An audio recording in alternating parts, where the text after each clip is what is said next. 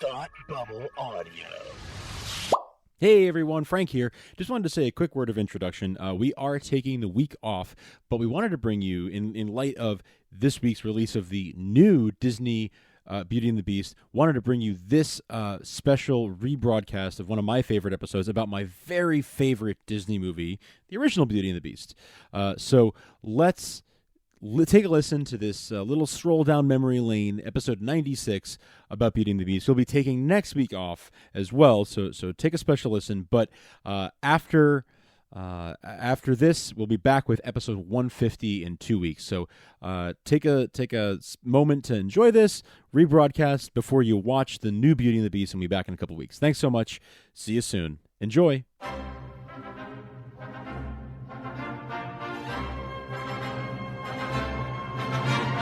Look, up in the sky! You will never find the more wretched hive of scum and villainy. Welcome to Beer with Geeks with Tim and Frank.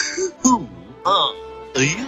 I'm Batman. I am Iron Man. Your friendly neighborhood Spider-Man. Hi, Christopher. I'm Nero. My name is Inigo Montoya. You're a wizard, Harry. A couple of guys with a couple of beers and a whole lot of pop culture nostalgia. Make it so, number one. Ladies and gentlemen, the Beatles. Named the dog Indiana. Life finds a way. I am serious. And don't call me Shirley. Now sit back and crack open a cold one, because it's time for Beer with Geeks. It comes in paints? Shaken, not stirred. Great Scott! I was way off. I knew it started with an S, though.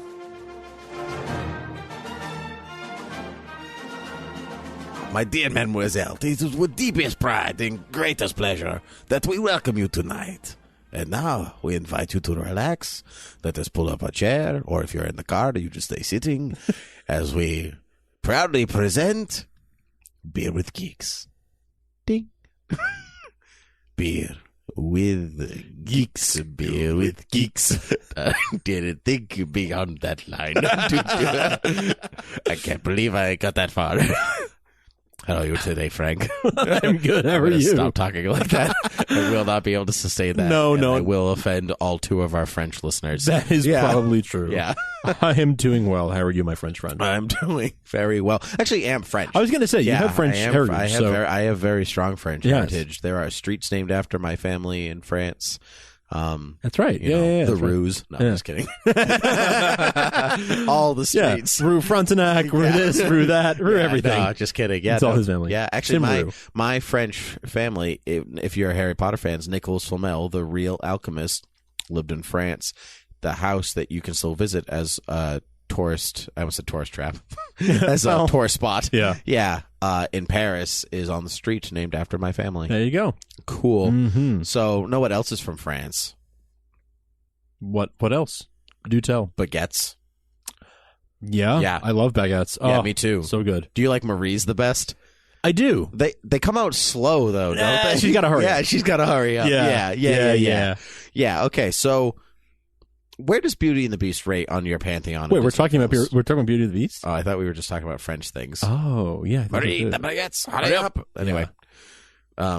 Where does it is my number one Disney I figured film. people knew we were talking about Beauty and the Beast at this point. If you didn't, then you don't deserve to listen to this. This is not the podcast for you. This is not the episode. This might just at least be the episode. If you don't know Beauty and the Beast, get out. Yeah, exactly. This interspace that we are. This has gone far enough. I'm in charge. Yes, Beauty and the Beast. It is my favorite Disney film. It's your favorite Disney film? Full stop. Really? Easy choice. Anytime anyone asks, I am notoriously bad at picking favorites of anything. That's so true. I'm bad at it. That is so true. I'm so bad at it. One of your defining qualities. Yes, isn't it? it's one of my biggest faults, honestly. Is people like, what's your favorite song? I can't pick it. There's so many. Like, what's your quote from this movie? I don't know. Can I give you 5? Like, I can't. I can never just pick one favorite. This is my favorite Disney movie. Always ask you what your favorite is. You do, and I'm always like, I feel really bad, but I don't have one favorite. I know. But if I said, what are your 5 favorites? I could make a top 5 list. Usually, you could make a top 5, but then you'd be like, but here's a runners up. Another one. Here's a runner up. Make it 7. Right. Yeah. Right. No, I do have a hard time narrowing down. Like I like to be a completist, and like mention everything. But every line from the whole movie is my favorite. My favorite line is the script. Yeah. But it is my favorite Disney movie. Period. It is the first movie that I ever owned on VHS.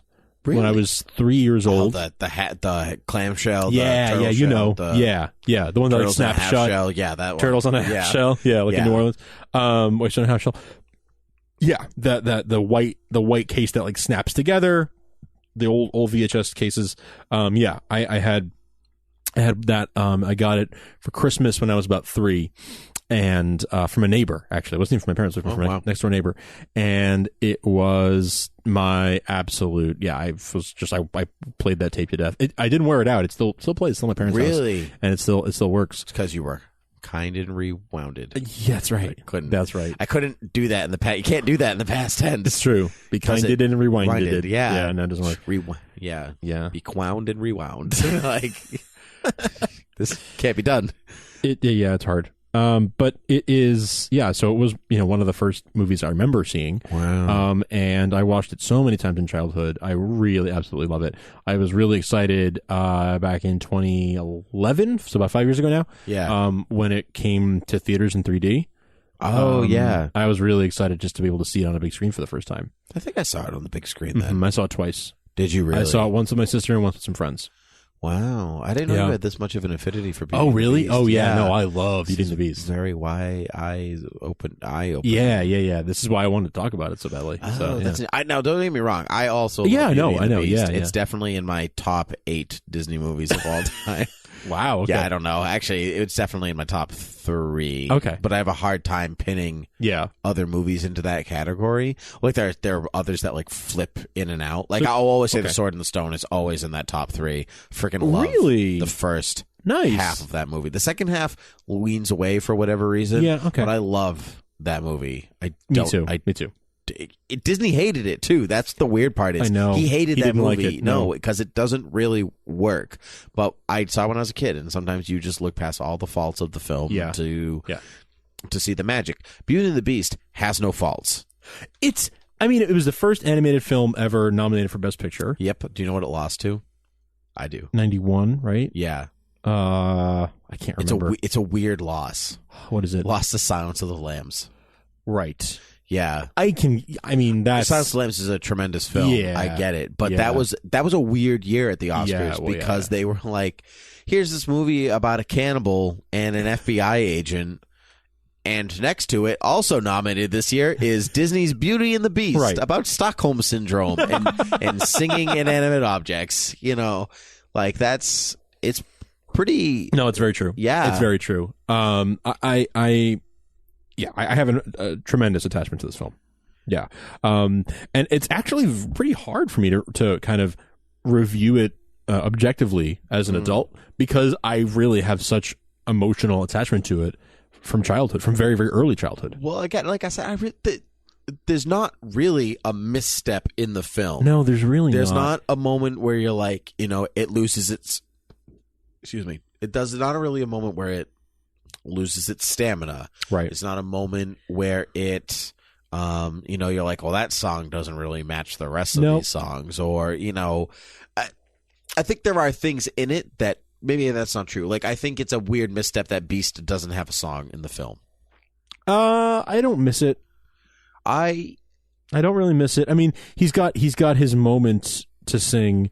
Something there that wasn't there before, right? Yeah. She passed this way.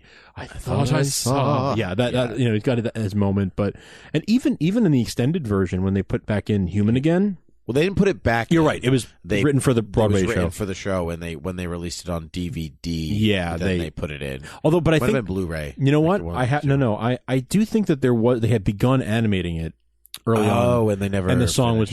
was never put in the movie. I don't know if it was ever recorded at the time, or if they then recorded it with the original cast after the Broadway show. But I do think they had begun animating it. I think there was some sketches and things like that that were begun but never completed. I grew up with... I don't think I ever told you this. I'm friends with somebody. I grew up with them. We were in school together. Whose cousin... I think it's their cousin. Maybe a family friend. Either way, storyboarded Be Our Guest. No way. Yeah. Oh, that's so cool. Isn't that cool? Oh. I know. What a tremendous number to storyboard. Yeah, I mean, that's a huge accomplishment in film right for there. The legendary Jerry Orbach. That's right. Basically. Yeah. No, I mean, that sequence is, I mean, so much had to happen to make that happen. It was such a that's a huge accomplishment for its time. If you watch, because this is the Disney Renaissance era, so you it's like firmly in that era, right? If you go back, it's because it was Little Mermaid, and then Beauty and the Beast, and then Aladdin, and on and Lion King, and on and on from there. Pocahontas, all that, Mulan, Hunchback, all good. Hercules, all those. Hercules, yeah. So, but if you go back and look at those movies from the like Disney movies from the 80s, the ones that didn't do very well, like look at Black Cauldron. Sure. If you go back and look at what Black Cauldron was, don't look at stills or anything like that. Like watch the film, and then you go and watch Beauty and the Beast. You get why Beauty and the Beast is such a big deal. They leapfrog themselves. Yeah, extremely. And that's a very, very good thing to point out, because they really were stagnant for many years. Oh yeah, for many years. And what's interesting is if you look back at the history of the studio at that time and the internal politics and machinations, I won't go too far into this, but there were different camps. There were different camps going on there, and the studio was basically like they knew that they were developing a couple movies at once. Obviously it takes a couple of years to make these films, right? And so they're not while Black Cauldron maybe, or I don't remember exactly what came out right before Little Mermaid, for example. Right. But while these movies while that's being made, Little Mermaid's being made, and while Little Mermaid's wrapping up, Beauty and the Beast is ramping up, and so they know these movies are being made at the same time. And so while they know they're making a not great movie, and let's just say Black Cauldron as the example, because I can't remember what the real one was, they know that's not a great movie. Well, Black Cauldron is also considered one of their worst films. It is, and they knew it. They knew it. They knew it wasn't great, and they knew Little Mermaid was going to be better. Yep. But they basically had to be all in on both movies at the same time, even though they knew this one was going to be better. So the internal things is like teams were fighting over, like, listen, we're over here making Little Mermaid, and you're not paying enough attention to us. And the studio's saying, like, well, right now we're marketing Black Cauldron, or again, whatever movie it was. So like, we have to pretend this is the greatest thing we've ever made, even though we know, it's kind of bothering me. You know what I mean? Like, we know this is not great, but we have to market it like crazy because this is what we're making right now. Your time will come. And the same thing. So they knew that they had this big, renaissance on the horizon, or at least they knew they had like a couple good films in the can that were better. And they had to kind of pretend they didn't know while they were marketing the bad ones and getting those out of the way. And then once those were gone, Oliver and Company. Okay, so it wasn't Oliver and Company, because that one was pretty good. But it was either. What's before Oliver and Company? Go back. Oh, this is the 80s. Yeah. Fox and the Hound in 81. Okay. Black Cauldron in 85. Okay. Great Mouse Detective in 86. Brave Little Toaster in 87. Oh, yeah. Who Framed Roger Rabbit in 88, which doesn't really count. It doesn't really count. Oliver and Company in 88. It was Little Little Mermaid Toaster. in 89. It was Brave Little Toaster. Brave Little Toaster was 80, although Oliver and Company was November 18th, 1988, and Little Mermaid was November 17th, 1989. That's what I'm saying. Like, those were being made at the same time, but Brave Little Toaster was finishing up while Oliver and Company and I loved the Brave Little Mermaid. Toaster when I was a kid. I didn't really care for it, but I loved Oliver and Company. Loved it. I've never seen Oliver and Company, actually. Oh, Billy Joel. Yeah, see, Fox and the Hound, Great Mouse Detective. I love those movies. So even, it's funny though, because I don't really care for them, but I didn't see them until I was a little bit older. Oh, that's interesting, because even, it's like funny though, because even when you say, like, the 80s wasn't a good time for Disney movies. If you go back, those movies are still well regarded. Mostly. Most of them are. But I mean, they're not The Lion King. Right. But they're still well regarded. But they were in a bit of a creative slump. Like, they knew they were not being their most creative. Yes. And then these films came and like the teams that were creating them bred this fresh air and bred this air of creativity. That was yeah. It was Little Mermaid, DuckTales, Rescue Us Down Under, Beauty and the Beast. Yeah. So you had your good and your bad being made at the same time is my point. And they knew it. And it's so refreshing to see them come out of this cycle of just sort of movies that were okay for the most part. They weren't the box office smashes. They weren't the box office smashes, and they needed the company that they needed the Disney. The company needed it to be. Yeah. And they weren't these artistic masterpieces. Can you think that Disney was having a bad time in the market? Like, can you even imagine that today? Right. With what Disney does, with what Disney's become, like, yeah. But I mean, it's just amazing. And so yes, you look at those movies and you look at, I mean, even Oliver and Company, which I really enjoy. You look at that, and then you look at Little Mermaid or Beauty and the Beast, and they leapfrog themselves, twice over. Oliver and Company, while an entertaining movie, was not a great technical achievement. It was your standard hand-drawn animation film for the most part. Yeah, they weren't pushing the boundaries of animation, of the craft. And that's what Disney started with Snow White, because everyone That's was like, no exactly one's it. going to sit through a feature-length An hour-long cartoon? Are No you one's gonna kidding sit me? through that. Yeah. It'll bomb, and then it became one of the biggest movies of all time. Right. Even by today's inflation standard, it's still a very way up successful. there. Yeah, And that's also what everybody went to the movies back That's then. very true. Everybody That's very went, true. But it was just a phenomenal success in a way that no one. It created a whole new genre, like a whole new type of movie. Yeah. Like kids' movies before that were like Flash Gordon, like serials, Right. Exactly. and things like that. And now you're looking at a time where, okay, we can make a cartoon, and it's not just like the 5-minute short that shows before the feature film. It is the feature film, Right. And that didn't exist. So let's go back to Beauty and the Beast. Why? I don't understand. Is that what we're talking about Is today? that what we're talking about today? So similarly, this created a whole new, like, oh wow, you can blend CG and cartoon together And in that's this what I new wanted way. to say. What do you think in Beauty and the Beast, in the structure of not the structure of the film, but just the scenes of the film itself? What do you think is the thing that when people went, oh? The ballroom, the dancing. I was going to say it's the ballroom. Yep. Yeah. That's spinning around. Even today, I'm like, whoa. this is it's so beautiful. And this was the CG blending. Yes. Thing. Yes. But it's a shaded out CG. Yeah. So it's not jarring to your eyes. It's the Iron Giant style, where the whole movie's 2D except for the Iron Giant, who is 3D, but he's shaded out so he looks 2D even though he's 3D. You're blending 2D and 3D together to where it's hard. It's almost hard to tell where one begins and the next one ends. And yeah, so I would say that scene and the Be Our Guest scene that you mentioned before are two. Yeah, of the those are the two big ones. Yeah. And maybe even the climactic battle on the cathedral on the at cathedral, the end. yeah, that yeah, is a castle, pretty. What did I say? Cathedral. It's fine. Whatever. Oh yeah, yeah. It is pretty. It is an outstanding piece of even I know what's going to happen in the film. Right. Like it's not a mystery. Yeah. You know what I mean? It's not designed to be that way. When you're a kid, you don't know. But, Sure. But there's still so much tension and pathos to all these characters that they accomplished in movies that are sometimes 3 hours long. Don't get. Yeah, and that's the other thing is this movie is tight at like 70 minutes, 90 minutes. It's an 84-minute movie. So it's almost less than an hour and a half. Yeah, but it's pretty long for an animated film. Yes, that's right. A lot of these Disney films and animated films tend to be 75 minutes. Right, but if you think that 5-ish minutes of that runtime is devoted to Be Our Guest. Yes, that's right. Which truly doesn't it adds a bit of depth, but it's not. That's not the crux of the thing. You know what I mean? Most of it's be out of guest. Yeah. Do the test. And it's only when you get the life is so unnerving for a servant who's not serving. Hey, 1 second, stop right now. What are you drinking? This is Beer with Geeks. But we kind of just plowed right through that life because is so I was because a servant who's not serving beer. Yeah.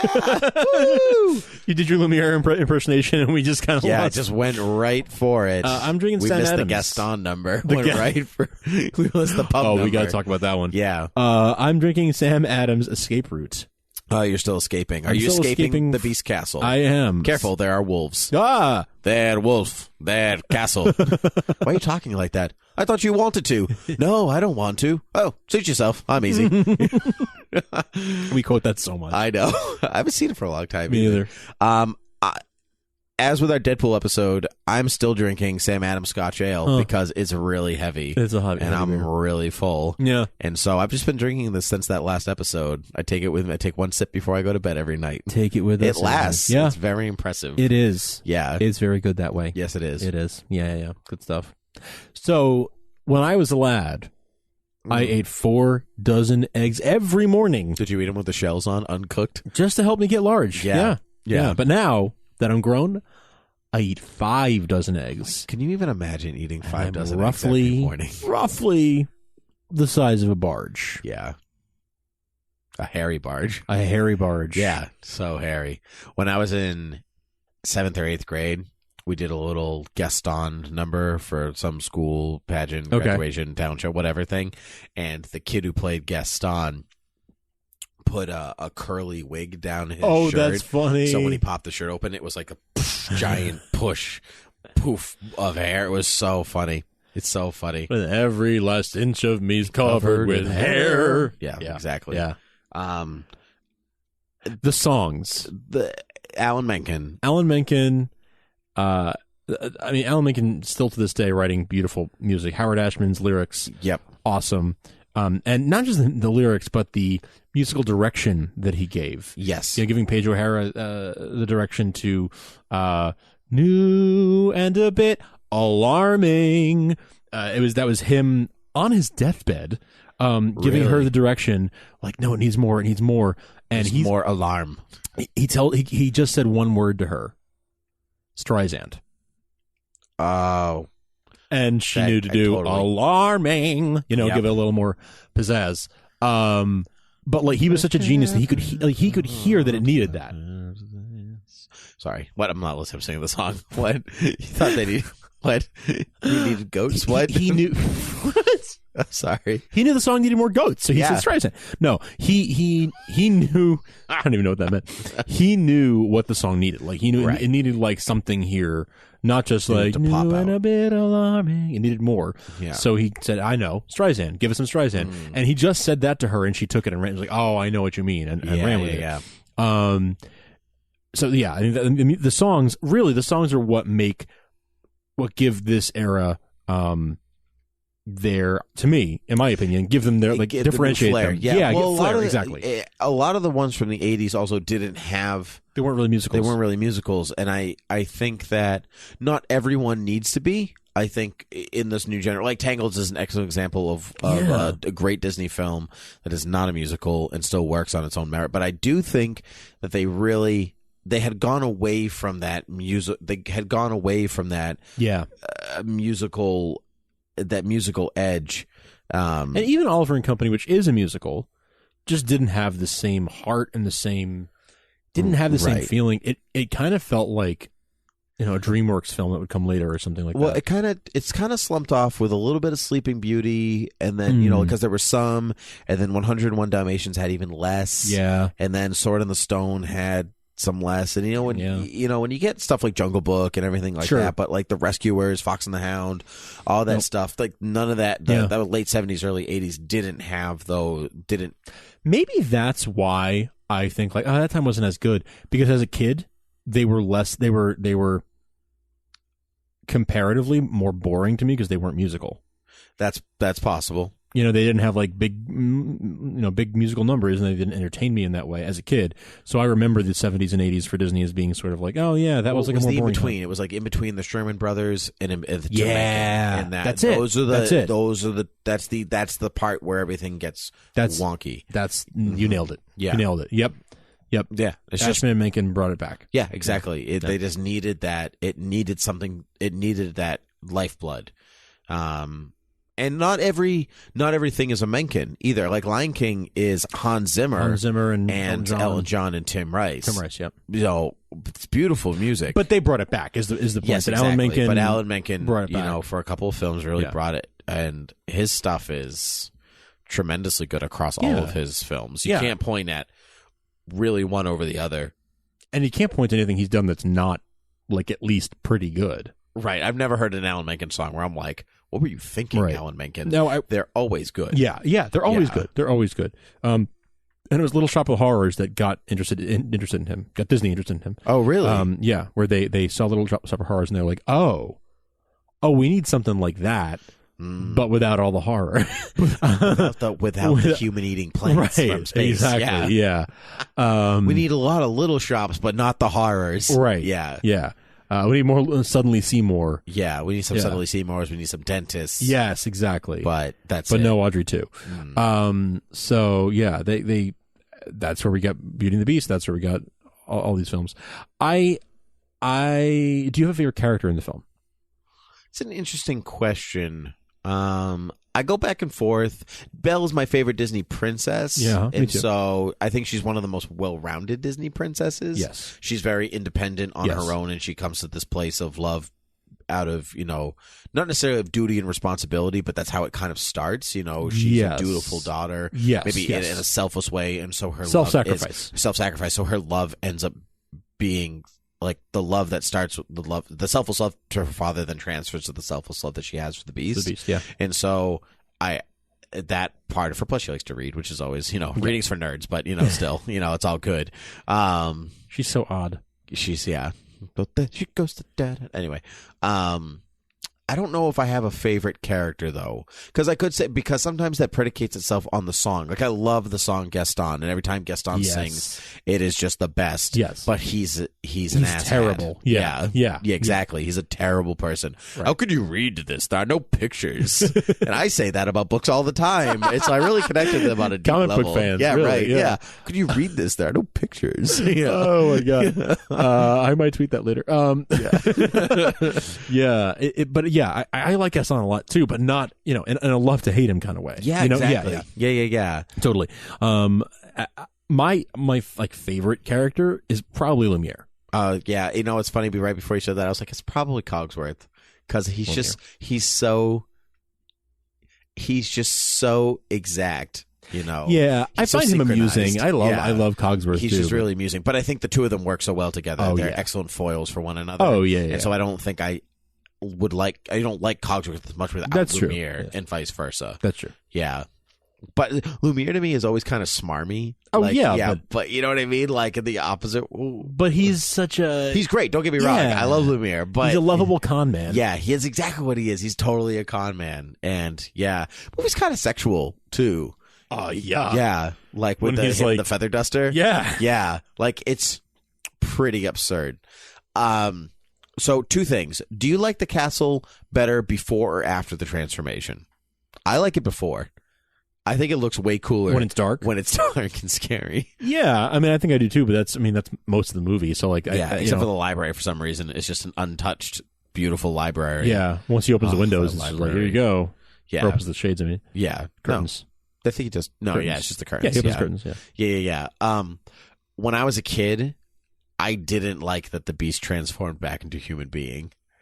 That's so funny. Isn't that because I was like, ew, his weird big toes and his long hair. That's true. He does have weird toes. He has weird toes. Yeah, he does. He like stretches them out. Like he's like, toes. Yeah. He's like that guy that would get those socks, like the individual toe socks. And he's like, oh my god, yeah. Yeah, and like she fell in love with the Beast guy. Like, who is she this? Didn't fall in love with you. Who is this character? Blondie with his long hair and his beautiful giant eyes. God, what's his real name supposed to be? Is it Eric? Is it John? Is it Tim? Eric is Little Mermaid. Little Mermaid. Yeah. I think he just goes, Belle, it's me. Yeah. I don't think he has a name. They don't say it, but there is a real name, like canonically somewhere, but they don't say it, and she never says it in the film. It is you. I don't really like him either in his human form, and Adam. His name is Adam. All right. I don't know him from Adam. Boom. I don't like him either, and I feel like Disney knows that too, because anything you see is always like any creative, anytime you see that character, it's always him in the suit that he's wearing in the ballroom scene. Yeah. Right? Anytime in a video game or anytime in like anything, like they made the sequel, right? The Christmas sequel, they made it a prequel that happens, or like, mid-quel that happens during the time of exactly. Like, because like, the story, the interesting stuff happens. The story's over once they're Right. Once they're together. Right. The rest of it doesn't. You can't pull a Little Mermaid 2 and be like, and then she became the queen, and this is how they, like, you can't do that. No, it's unnecessary. It's dumb. Yeah. It wasn't good when Little Mermaid did it. It wouldn't have been good if Beauty and the Beast did it either. I will say that I do rather enjoy the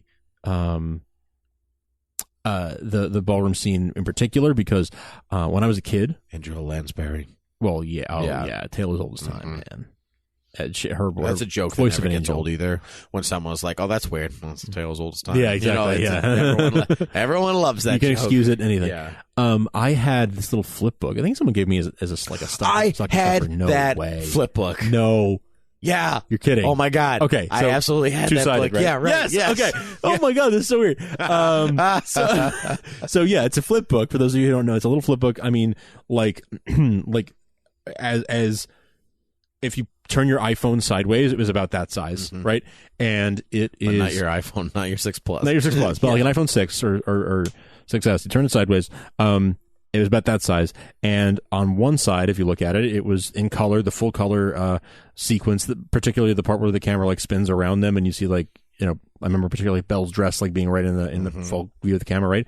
And then you flip the book over and it was exactly the same sequence, exactly the same shot, but the pencil sketch of exactly the same thing. So you have the full color thing on one side and the pencil drawing on the other. And it was so cool to see like literally how those drawings looked when they were first drawn and then flip it over and see it full color finished shot. It's so cool. It was so cool. I had another one too. I had a Snow White one, Okay. I think. I'm pretty sure it was Snow White. Okay.